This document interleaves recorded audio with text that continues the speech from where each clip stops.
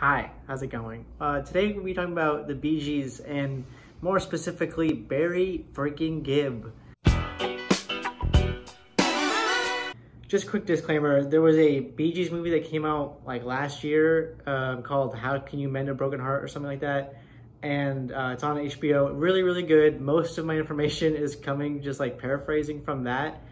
So if you actually want to hear people talk about things they know about and people who actually know about music, then go watch that. This is just gonna be my weird ranting about how Barry Gibb kind of just rolled the 777s on the genetic lottery within the Gibb family. And you know what? It's kind of unfair. So if you are interested in that, let's get into it. So just to start us off on the same page, if you don't know already, the Bee Gees were just this band of three brothers that started like in the early 60s, like late 50s, and were like kind of like a soft rock band.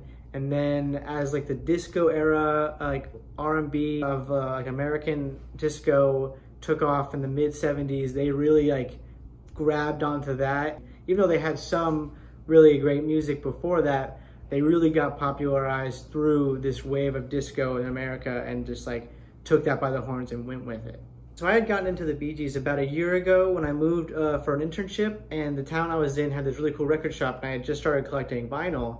And obviously I like heard Staying Alive, Jive Talking, and those songs, and I saw Children of the World when I was rifling through some albums, and I was like, yeah, sure, I'll give it a shot. It was like $5. I was like, why not? So I take it home, spin it, fell in love with it instantly. It was just, every song was on it was just like, I had maybe heard it before, but even if I hadn't, they were all just like so just clean and well produced, and I just really enjoyed it. And I was like, okay, I totally have like slept on the Bee Gees, and I had no idea they had such like a deep discography of music that I just had been missing out on. Like a lot of these songs on the album like are not super known, but they're all just so classic, and it's just like quintessential Bee Gees. Like they came out with this album after Main Course in 1975, which was like their first like really popular album, that like their first platinum album, when they like really figured out what they wanted to do with like their sound and like American disco. But that's what really got me into the Bee Gees, and I was like, okay. So then I picked up Spirits Having Flown, which was their 79 album, and then I picked up Main Course, and then of course I got really lucky and also found the Saturday Night Fever soundtrack, and oh my god, I'll get into that later, but that is just such a crazy album and such a crazy story. So the Bee Gees are three brothers from the UK. You got twins Robin and Maurice, fraternal, and then older brother Barry. As the band's progressing along, it basically goes like this, like basically until like the mid 70s. You got Robin, who's like the lead singer, I would say. He's got like most of the features because he got this like really cool vibrato that he does, and it like really like stands out in songs, and it's like everyone loves it. And then we have Barry, the hot one, also a really good singer, has a lot of features, maybe not as many as Robin. And then Maurice, who's just like there. Until Main Course. This album is what really set them apart from the flock. This is when they kind of figured out what they were trying to do with like the whole American R&B and like disco wave that they're trying to grab onto. So it's 1975, they're recording this album, they got a new producer, and they released Jive Talking, and everyone's like, whoa, where did this come from? This is not the Bee Gees that we know. And everyone loved it. Single that they released for this album, amazing. And then they were trying to record Nights on Broadway, and the producer's like, all right, we need some kind of like a fill or some kind of like way to wrap the chorus up at the end of the song. I need maybe like one of you guys can like belt out something, like repeat the chorus or something. And Barry's like, well, I don't know, I haven't really tried anything like this. Maybe I'll give it a shot. Barry comes out with this like crazy falsetto that he just never knew that he could do somehow, even though he's been singing like his entire life. And everyone's just like, where the hell has this been? So now you got the Bee Gees post 1975. You got Robin, who's like really good singer, still got that vibrato going, you know, doing his thing. Maurice, and then hot lead vocals frontman Barry. Like, look at this compared to these two.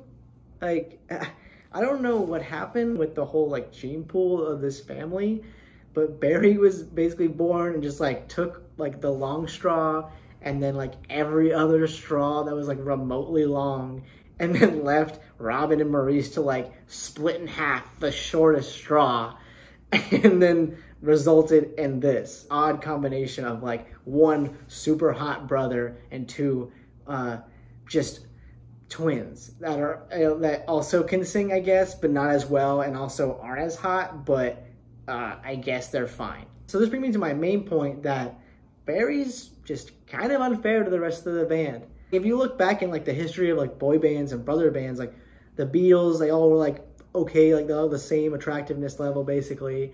Like One Direction, they're all hot dudes, whatever. Even like the Jonas Brothers, obviously like Joe and Nick like were like this like the favorites usually, but there's always like those girls who are like, you know what, I really like Kevin, he's my favorite, he's a little quirky and cool, I like him, and it's respectable. I loved Kevin. I thought he was a cool guy, he was funny. Oldest one kind of just like didn't fit in. I bet you Albert Einstein was pretty cool to tour with. But there was no like mid to late 70s, early 80s girls' slumber parties that were like, oh my goodness, I just love the Bee Gees. I also love the fact that it's 1979. Oh my God, I do also love the Bee Gees. And it is 1979, I love it. That Barry is one handsome fella, don't you think so? I do.